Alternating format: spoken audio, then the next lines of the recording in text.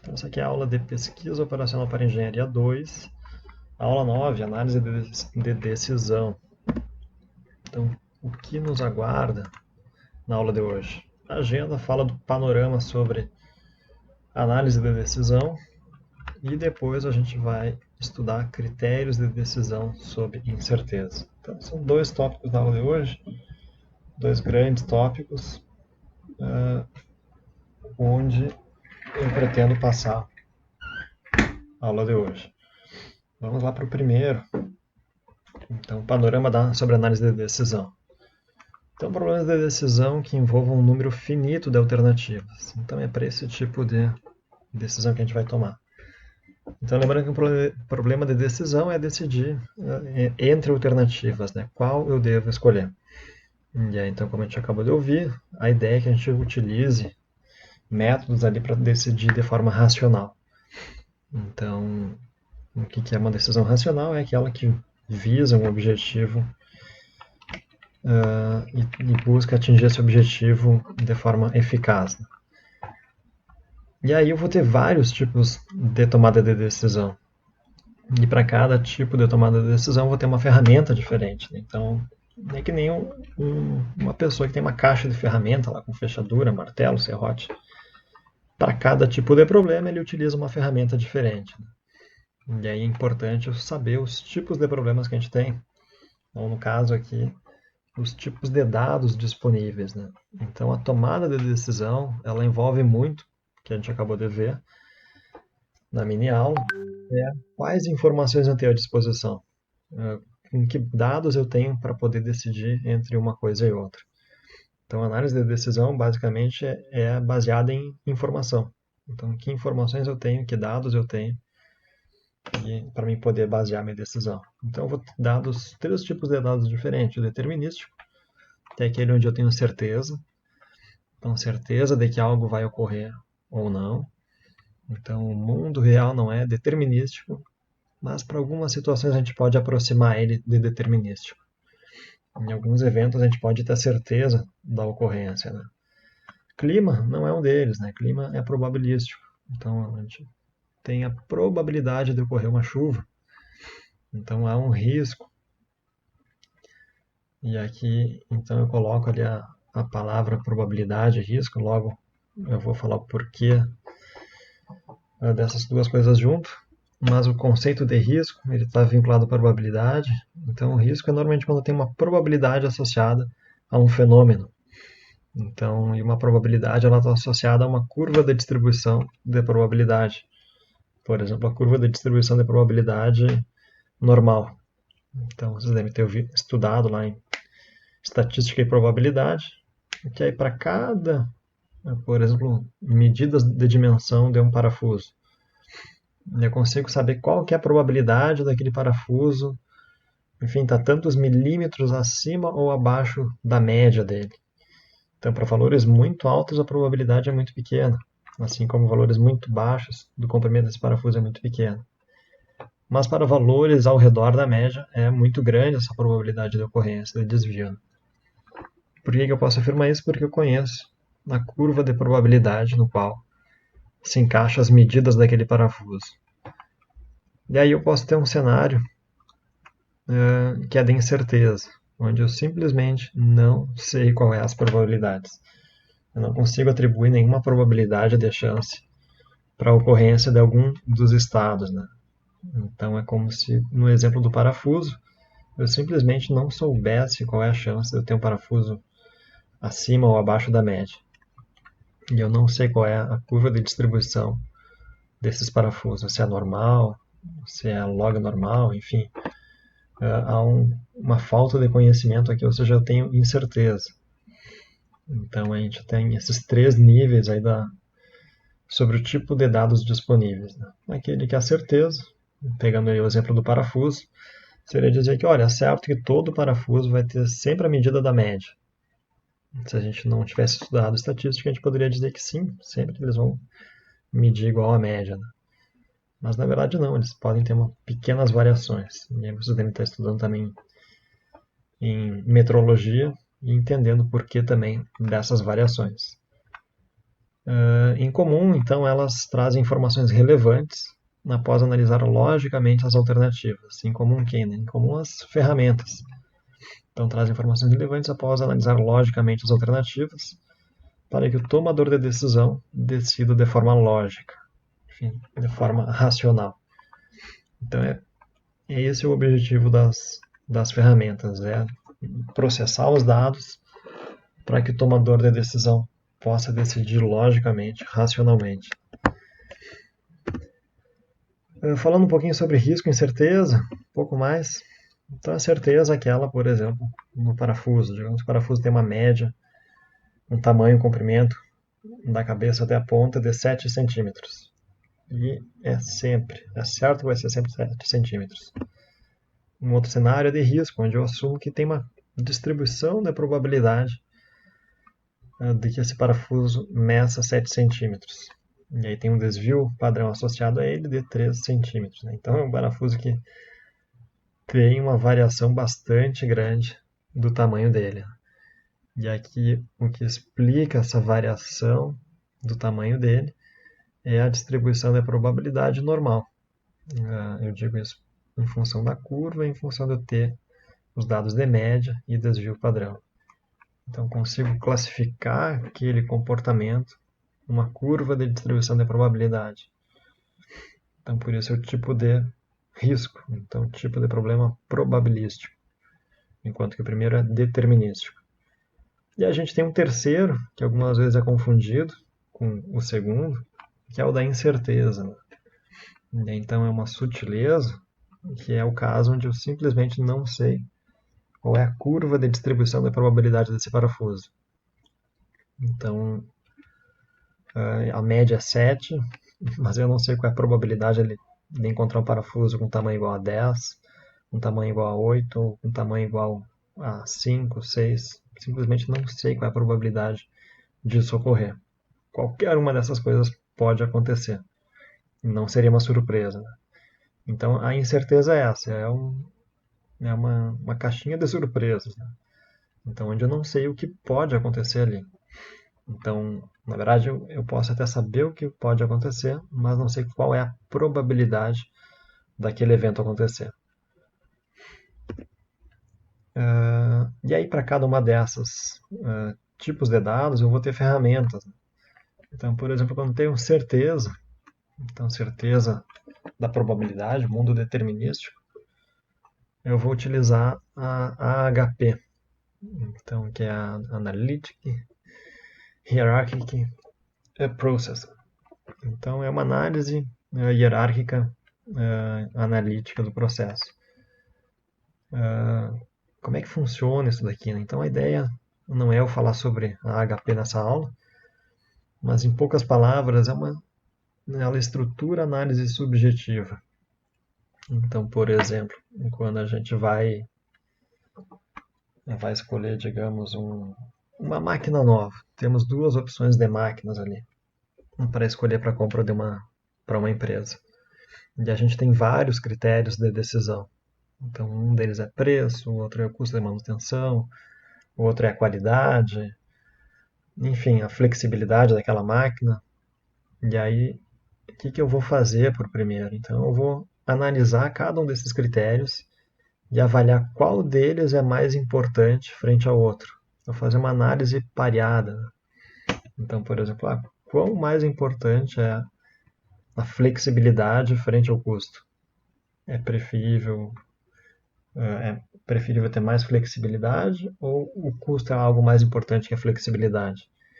E aí, para a par, eu vou comparando cada um dos critérios, de tal modo que me resulta num peso para cada critério. Então, com base naquilo que eu quero que uma máquina atenda. Né? Então, pode ser que lá, de 0 a 1, eu vou ter peso para cada um desses critérios. Então, por exemplo, o critério custo vai meter um peso de 10%. E o de flexibilidade, um peso de 70%. E os demais critérios se encaixam naqueles 20% restante. E aí depois, para cada uma das máquinas, eu vou avaliar como elas performam em cada um desses critérios. E aí com isso, embora eu estivesse me baseando em critérios, em aspectos subjetivos, o quanto uma coisa é melhor que a outra, eu consigo avaliar, então, uma tomada de decisão. Então, consigo, por exemplo, decidir que máquina comprar, mesmo avaliando vários critérios ao mesmo tempo. Então, esse aqui é um caso para certeza. Então, eu tenho certeza se um critério é melhor que outro, se uma máquina performa melhor que outra em determinado critério, e assim eu vou decidindo. Acredito que esse AHP vocês vão ver lá em análise de investimento na cadeira, ou análise de projetos. Quanto a risco, então, que é o cenário probabilístico, e aí a gente tem aí a árvore de decisão. Então, onde são avaliadas diferentes alternativas de decisão num cenário que eu tenho probabilidade. E aí a mini aula ilustra perfeitamente o exemplo da árvore de decisão. E a gente tem um quarto cenário, que é, aliás, um terceiro cenário, que é a incerteza. Então, onde eu vou ter técnicas ali que são baseadas em critérios de tomada de decisão, e esses critérios expressam a atitude do tomador de decisão frente ao risco. Então, se ele é avesso ou propenso ao risco. Então, vai ser isso daí que vai decidir a tomada de decisão do decisor. Aí também, ainda na incerteza, existe a teoria dos jogos. Então, para quem gosta de videogame, coisa e tal, esquece. Isso aqui é completamente diferente. Né? Ou não tem quase nada a ver com aquilo ali. Tem sim a ver a dinâmica de um jogo, onde eu tenho oponentes, mas bem longe desse algo onde a gente vai jogar jogos. Né? Assim, a perspectiva é de comparar o que está ocorrendo lá como se fosse num jogo. O que um jogo tem em comum?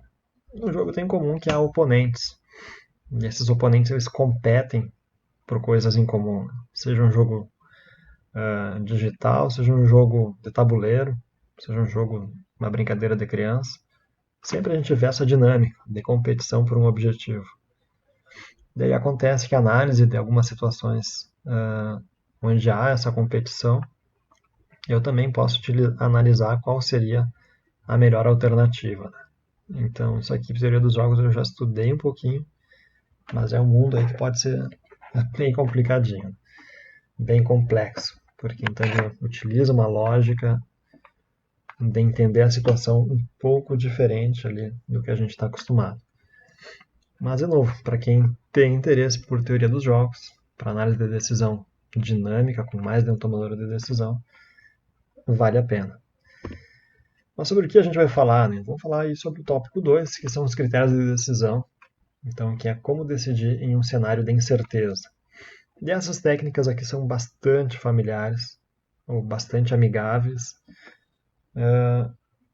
E aí sim, essas são técnicas aí que eu sugiro fortemente vocês terem no pacote, na caixa de ferramenta de vocês. Né? Então, por quê? Porque são técnicas simples, elas vão ajudar na tomada de decisão. Então, sobre critérios de tomada de decisão, o problema da seleção de alternativas em situações de incerteza consiste em escolher segundo algum critério qual alternativa é mais interessante para a empresa ou pessoa ou instituição quando existem vários estados da natureza. Então, mercado, custo, preço, e aí esses cenários pode ser um cenário otimista, pessimista, entre esses extremos. Né? Então, que podem ocorrer sem que a empresa tenha controle sobre eles. Então, esse é um detalhe importante. Então, são cenários onde a empresa não tem o controle. E um detalhe ainda mais, ele não sabe a probabilidade que eles podem ocorrer. Então, é para esse tipo de situação onde se encaixam os critérios de decisão. E aí, falando aí sobre a lógica matricial do problema, isso aqui é baseado lá no livro do Tarra. Então, onde uma decisão ela possui a seguinte combinação. Ela tem M alternativas. Então, alternativa A. Então, eu vou ter I alternativas, de 1 até M alternativas. Então, são as alternativas que eu tenho, que eu vou optar. E para cada alternativa eu vou ter N estados da natureza. São sendo os estados, então S do inglês state, eu vou ter J, então até N estados da natureza, sendo que meu J vai de I, de 1 até N. E aí, para cada combinação entre a alternativa I e o estado J, há um resultado V, V de velho, então, que é em função da alternativa que eu optei para aquele estado. Então, por exemplo, a alternativa A1 para o estado A1 vai me refletir num valor específico, né?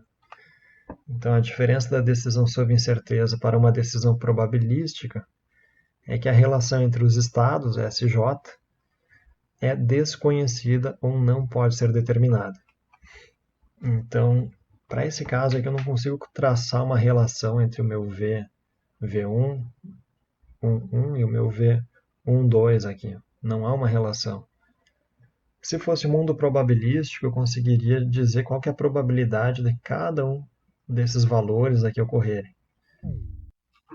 Então, essa aqui é a grande diferença. Vamos lá, então, para os critérios, né? Então, diante da incerteza, as alternativas são analisadas por critérios que se adequam a um perfil de risco do tomador de decisão. Quando eu falo perfil de risco, então talvez vocês já tenham respondido algum questionário de perfil de risco, né? Algumas vezes se chama atitude ao risco, outras vezes se chama apetite ao risco, quer dizer quão propenso vocês estão ao risco. Então, ou uma outra perspectiva, qual é o nível do conservadorismo de vocês. Então, se vocês já fizeram algum investimento financeiro, ou baixaram de repente o aplicativo de algum banco, e é muito comum esses aplicativos, esses bancos, essas instituições quererem saber qual é o perfil de risco de vocês. E aí isso é muito particular e não há certo nem errado. Cada perfil é um perfil. Então pode ter aqueles mais conservadores, que qualquer perda é muito significativa.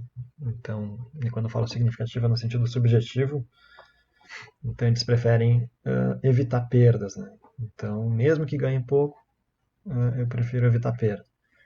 E no outro extremo tem os propensos ao risco. Então, aqueles que são que querem tomar risco. Por que querem tomar risco? Bom, porque há uma probabilidade de um ganho muito grande ao assumir riscos muito grandes. E aí, então, eles não têm medo também, assim como se pode ganhar bastante, pode se perder bastante também, pode se ter um prejuízo muito grande. Então, isso tudo é perfil, não há certo nem errado. Então, o conservador pode olhar para quem é propenso ao risco e dizer, cara, tu é louco, tá assumindo muito risco. E o mesmo pode acontecer o contrário. Então, aquele que é propenso ao risco diz, olha, cara, tu está deixando de ganhar dinheiro para aquele que é conservador. Não há certo nem errado, é questão do perfil. E aí, para cada um desses perfis, então, a gente vai ter alguns critérios. Então, que é o Minimax, Minimin, Hurwitz, Savage e Laplace. E a diferença entre os critérios está no grau de conservadorismo do tomador de decisão.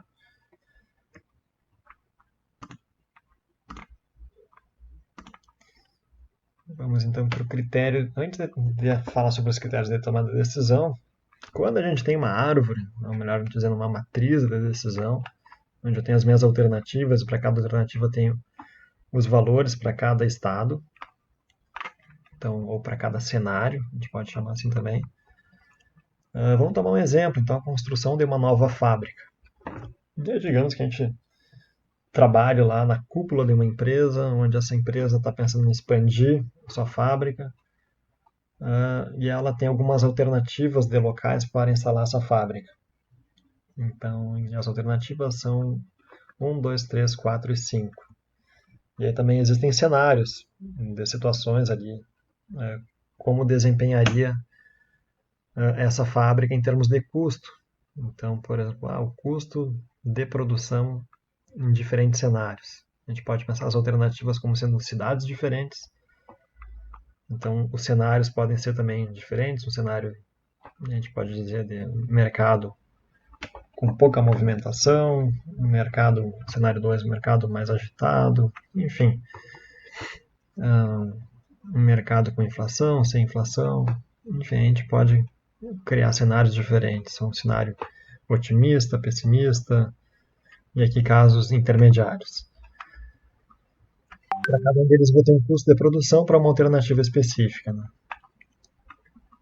Então, vêm os meus valores aqui da minha matriz de decisão. Então, os custos de produção variarão conforme os estados da natureza.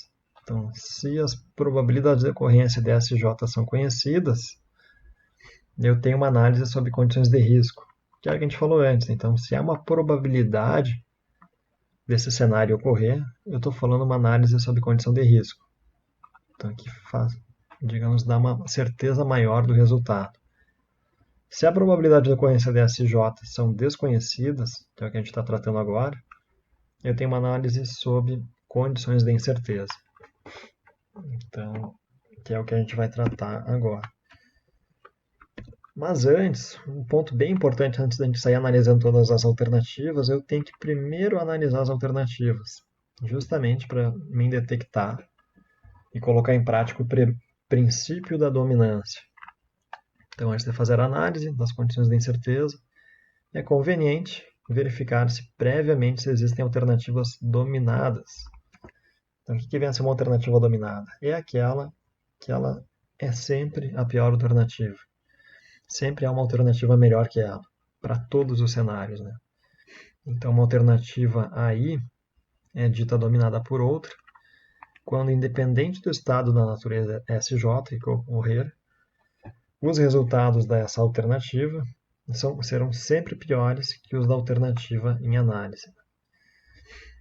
Logo, o objetivo deste princípio é o de reduzir as dimensões do problema a ser analisado. E isto pela eliminação das alternativas dominadas. Ou seja, eu vou simplificar o problema. Para esse caso aqui, a gente identifica um caso de dominância. Então, no exemplo dado, A4 domina A5. Então, neste caso, A4 sempre é melhor que A5. Assim, elimina-se a opção 5. Então, como é que funciona isso, né? Então, lembrando que isso aqui são custos, né? Então, comparando, o que eu quero? Eu quero uma situação onde eu tenho menos custos. Então, comparando a alternativa A4 com 5, para o cenário 1, a alternativa 4 ganha. Para o cenário 2, também tem menor custo e ganha. Para o cenário 3, eles empatam. Então, como eles empatam, é indiferente uma entre a outra. E na situação 4, eu tenho novamente uma vitória da alternativa 4. Então, com isso, a gente pode descartar a alternativa 5. E aí é mais fácil a gente decidir quando tem menos alternativas, né? Então, essa é a ideia do princípio da dominância. E agora sim, vamos lá para as formas de tomada de decisão. Acho que não vai dar para ver todas elas. Então, dado o nosso horário, a gente está 5 para as 3. Vamos olhar então, nem que seja dois métodos, dois critérios, né? Então, primeiro, o critério minimax ou maximin. E eu já explico porque pode ser um outro nome. Então, supõe-se, uma vez escolhida uma alternativa, que ocorrerá o pior resultado possível. Então, escolhe-se então o mínimo dos máximos ou piores resultados. Então, o critério adotado aqui é o conservadorismo ao extremo. É o pessimista ao extremo. É aquele cara que diz, cara, vai acontecer o pior. Não adianta que decida, vai acontecer o pior cenário. Então, nessa perspectiva, o que a gente tem que fazer, se vai acontecer o pior cenário, é escolher o menor pior cenário, né? Então, dentre as minhas alternativas, o que eu vou identificar? Por exemplo, para a alternativa qual é o pior cenário de custo nas situações? O pior cenário é 18. Para a alternativa A2, todos os custos são 16, logo 16 é o pior custo. Na alternativa 3, o maior custo que pode ocorrer é de R$20. Então, vamos assinalar esse cenário. E por fim, na alternativa 4, o pior cenário que pode acontecer é um custo de R$ 17. Levantada dessas opções, agora eu vou minimizar aquela alternativa. Então, na alternativa onde pior puder ocorrer, é a alternativa 2 aqui, onde eu vou ter um menor pior cenário. Então, ou seja, um mini-max. Eu minimizei o pior cenário possível quando eu estou olhando para a perspectiva de custo. Então, se eu estivesse olhando para a perspectiva de lucro, eu inverteria essa lógica. Seria uma lógica max-min. Por isso, esse critério pode se chamar também max-min. Tranquilo? Dúvidas? Ficamos aí com a alternativa, então, a 2 como sendo a melhor. Alguém se identifica com esse tipo de critério? Alguém costuma tomar decisões assim? Então, se costuma. Administração pública, né, professor? É, É assim mesmo, é né? assim mesmo. Tem todas as alternativas. Qual é a mais barata? Não, vamos comprar a mais barata. Sim, Aí quando vê, lá na frente dá problema. sim. É bem interessante esse caso ali, né? Então, vamos até analisar. Então, a gente tem várias alternativas ali, um pouquinho diferente do que a gente viu, né? Que no caso a gente vai analisar qual que é a diferença da análise pública. Um bom exemplo ali do Gustavo. Talvez a análise pública, o que a gente faça, né? Ao invés de analisar os cenários diferentes, e talvez aí seja uma sugestão de melhoria, a gente parte de que vai ter apenas um cenário, que é o cenário em que vai dar certo. Por exemplo, na engenharia, o prédio novo, entre aspas, da engenharia da URGS, houve uma licitação, há certamente mais de 10 anos atrás, para fazer enfim, tirar o concreto que havia na parte externa do prédio e colocar um novo concreto, colocar um novo revestimento. E aí haviam empresas concorrentes, então alternativa A1, A2, A3 e A4. E aí a gente tinha um único cenário, que é o cenário que o prédio vai estar com concreto posto no local. E aí a gente tem as alternativas ali, 18, 16, 17 e R$ 9 de custo. Como o Gustavo falou, a gente vai minimizar, escolher aquela que minimiza o custo. O menor custo é R$ 9. E essa empresa selecionada. O que poderia ser feito? É ser feito utilizado esse critério minimax, né, onde eu vou considerar outros cenários. Né? Então, um cenário, por exemplo, que sim, o prédio ficou completamente resolvida a situação, e cenários, por exemplo, de alguma complicação. O custo aumentou, daqui a pouco teve algum outro problema estrutural que teve que se gastar mais. Enfim, criar situações aqui e ver também como essas alternativas elas teriam seus custos frente a esses outros cenários. Né? E aí, frente a isso, bom, a gente vai optar pela situação onde houver o pior cenário dentre os piores cenários, eu vou optar pela empresa. Né? Então, no caso ali do exemplo que eu citei, a gente teve alguns cenários do tipo que a empresa que ganhou a primeira licitação, ela quebrou. Então, teria que ter um cenário, caso quebre uma das empresas, quanto custaria isso daqui? E aí teve uma segunda empresa, acho que a segunda empresa também deu algum problema no contrato que não concluiu, né? E está lá até hoje o prédio parcialmente revestido, né? Então, a gente não é da engenharia civil, mas pode imaginar o problema disso. Então, está com parte da estrutura exposta, né? Exposta à intempérie ali que vai prejudicando. Então, esse é um exemplo ali de maximin, e aí pegando ali o exemplo, então, da tomada de decisão na esfera pública, né? Que não é exatamente o minimax, mas sim um critério apenas minimização de custo. Então, poderia ter aí um minimax como uma sugestão de melhoria. Onde é que isso daqui é aplicado, né? Que situações isso é aplicado? Então, para situações críticas, onde há um risco de ruptura, por exemplo, energia elétrica. Então, a energia elétrica é interessante que não falte, né? Especialmente agora no calor.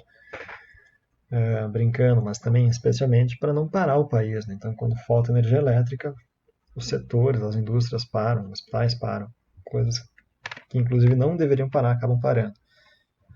Então, nesse cenário aí, se olha o pior cenário possível e quais seriam os custos, por exemplo, de fornecimento de energia. Então, se minimiza ali, se identifica a alternativa que desempenha melhor num pior cenário. Então, para esse tipo de situação é aplicado a lógica minimax, ou seja, conservador, né? Então, para minimizar o risco. Para situações críticas em geral, então, não só do risco de ruptura, mas outros riscos. E aí a gente tem também para projetos grandes relativamente ao orçamento disponível. Então, o que significa isso? Então, tem um orçamento disponível e o meu projeto é tão grande que ele representa 90% do orçamento disponível. Ou seja, é bom não correr riscos nesse projeto de modo a comprometer o orçamento, né? Então, de modo a ter surpresas lá para o orçamento, estourar o orçamento e por algum motivo acabar não conseguindo concluir o projeto. Então, seja, nesse cenário onde eu utilizo o minimax, que é uma lógica conservadora. Falando nele, a gente tem que falar também do minimin, então, ou também chamado maximax. Vamos olhar primeiro para o minimin. Então, supõe que, uma vez escolhida uma alternativa, ocorrerá o melhor resultado possível. Então, escolher-se-á então o máximo dos máximos, melhores resultados. Então, esse é o caso extremo oposto do que a gente acabou de ver. Então, é o critério otimista ao extremo. Então, é aquele que é propenso ao risco. Ele que só quer saber do retorno, independente do risco que pode se correr. Então, eu quero identificar a melhor alternativa possível. E aí, então, eu tenho duas perspectivas. Se a minha matriz é de custo, eu vou buscar aquela alternativa do minimin. Então, primeiro, para cada alternativa, eu vou analisar o mínimo cenário, o mínimo valor para determinado cenário. Então, para a alternativa A1 é o 10. Para a alternativa A2 pode ser qualquer um dos cenários, dado que são todos iguais. Então, eu optaria pelo 16. E a situação alternativa 3, o menor custo tem na situação S3, que é 8. E para a alternativa 4, o menor custo que eu tenho é para o cenário 1. E aí, então, eu vou escolher justamente aquela alternativa onde eu tenho menor valor, que é então a alternativa 3. Ou seja, para o meu cenário 3, eu tenho um custo de R$8. Então, isso aí simplesmente fecha os olhos para os cenários, né? Então, vamos simplesmente buscar maximizar os retornos. E essa aqui vem a ser a melhor alternativa. Então, é um cenário propenso ao risco. E aí, qual é a situação onde é utilizada? Então, para situações de pouco risco. Então, onde eu vejo que ali os cenários de ocorrência, eles têm pouca diferença, né? Então, eu não me importo muito com a probabilidade de cada um deles ocorrer. Então, não vejo nenhum risco de ocorrência desses cenários, né? As consequências serão pequenas. Então, que é justamente o que está na segunda situação. Então, para projetos pequenos, relativamente ao orçamento disponível. Então, se a minha empresa tem um orçamento lá de 100 mil reais disponível e o meu projeto é apenas de 5 mil reais. Dá para utilizar essa lógica, né? Então, se a empresa perder alguma coisa, perdeu 5% no pior cenário. Então, mas se ganhou, pode sim ganhar bastante. E ainda assim isso daí vai representar pouquinho. Estamos chegando quase no fim aqui da aula, pessoal. E eu vou fechar aqui com o critério de Hurwitz, porque ele justamente fecha com as duas coisas que a gente acabou de ver. Então, o critério de Hurwitz ele tenta fazer uma ligação entre os dois métodos, entre o extremo do conservador e o extremo do propenso ao risco. E aí, para isso, vai ser definido um coeficiente de otimismo. Então, se for para uma matriz de custo, quando eu for totalmente otimista, meu coeficiente é igual a 1. Ou seja, eu vou estar utilizando uma lógica mini-min. Se o meu coeficiente de otimismo for 0, ou seja, eu sou pessimista, eu vou utilizar a lógica minimax. E aí o que se busca fazer justamente, então eu tenho aqui uma equação, que ela vai ser familiar para vocês, onde eu tenho um alfa multiplicado pela justamente a expressão aqui do mínimo valor para os cenários DJ, mais 1 menos alfa vezes o máximo dos valores para as alternativas de um dado J. E aí eu vou buscar minimizar, encontrar a alternativa que minimiza, então, esses valores. Então, isso para uma matriz de custo. Se for para uma matriz de lucro, é esse outro formulário aqui.